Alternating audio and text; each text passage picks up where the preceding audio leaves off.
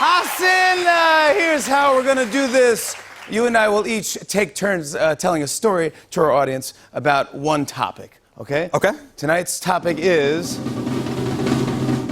embarrassing parents. That's all right. So that's all right. Okay. Since you're my guest, I'm gonna give you the honor of watching me go first. You can take your place over there, but okay. I'll start off. Okay. All right, go ahead. All right. I have so many embarrassing parent stories. I'm trying to think. I don't know which one to You tell picked this stories topic because I'm Indian, right? No, I didn't know. No, it's a random. That's a random. I promise. No, Okay. Please. I'm Irish. I got some bad ones too. Yeah. What do we got? My mom's got so many. I'll do my dad because I talked to him today, so he reminded me of this story. My dad was we never had any luck with cars growing up. We just never had a great car. And I remember we finally did get a nice car. It was a Cutlass Sierra. That was the name of it. It even sounds fancy. And I think it had like cloth seats, which was a big deal for us because the seats would be vinyl and just be too hot and everything. Like we'd burn our flesh and stuff. So, but no, this was like, wow, luxury and amazing. And so one night he was coming home from work and we used to wait out for the car and stuff like that when my dad would come, me and my sister and my mom. So the car was coming down the street and the horn was honking. Weep, weep, weep, weep, weep, weep, weep. And my mom's like, oh my God, kids, come on, let's scream. Let's say hi to Daddy outside. I think he won the lottery. I think we won the lottery. And we're like, oh my gosh, what? And like she was almost crying. We ran out to the driveway and the car's honking. Beep, beep, beep, beep. And my dad gets out and slams the door and the car is still honking. And he just goes, the horns broke. Didn't even look at us, just walked right past us and got a beer. And then another thing happened to my dad's car. He was trying to fix his car, and he got a thing called like gunk out or something you spray on the engine. My dad does not know anything about cars. He's from Brooklyn, New York, barely knows how to drive a car. But he's fixing his car in the driveway, and he's spraying this thing, and he turns the engine on, and the car lights on fire. So my dad's freaking out, he doesn't know what to do, so he slams the hood closed, and it's like flames growing out the sides, and he's like, oh, maybe that was a mistake. Maybe I should try to open it up again to get the flames to go out. No. So he went and he popped the hood, and then went around and had one of those like kind of locks in the front of the hood that it's really hard to open, so he was burning his fingers, and he couldn't open the hood, and he just came in, he goes, kids, just get on the ground. I think the car is gonna blow up. And we laid on the ground. And my mom's like, you gotta tell the neighbors, because they had their kid. He was like, and he yelled over to them, he's like, go inside, my car's about to explode. And the kids ran in and people were screaming, and we called the fire department. We were laying on the ground, and then they came. But you guys stayed? Oh, we stayed and just laid on the ground, like just hoping. They ran for it. Let them be safe. Our neighbors ran down the street. Yeah. And they put out the thing, and my dad's car was totaled. He burnt, every wire was stripped, and there was nothing on it, and that was the last time we ever got a nice car. There you go, that's my story. Now it's your turn.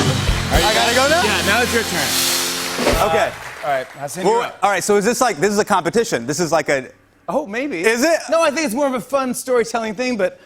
No. I don't want participation points. I want to win or lose. Okay, all right. Go for it. I gotta beat. Okay, I gotta beat. Okay. Okay. I have it. I'm okay. No, I have to think about what are the repercussions if I tell this, but who cares? Let's do this. All right. So, because I gotta win. So when I was in high school, I've told a lot of stories about growing up, but I don't know if you guys know this, but I wasn't very good at math or science. I'm sorry. I know I've let our people down, but so I was failing honors chem, and so sometimes during lunch I would have lunch in Mr. DeLucas's classroom, like all popular kids do, and they just hang out with the teacher during lunch. Eating. So I'm in there during lunch. Mr. DeLucas is like, hey, I gotta go to the bathroom. Just give me a minute. I'll be right back. He leaves to go to the bathroom. I look at his desk, and the homework solutions manual is just sitting right there on the desk. And it's just looking at me like the sports almanac and Back to the Future, like, I have all the answers. Just pick me up. And I was like, he'll never guess that if I take this, he won't even know it was me. He's not gonna guess that the Indian kid did it. So I take the solutions manual, I put it in my backpack, I walk out of the class, and I'm like, okay, this is wrong. What you're doing is objectively wrong. And I know, like, I feel awful about it. I have kids. I should not do this. Cheating is wrong, but I've never felt more alive.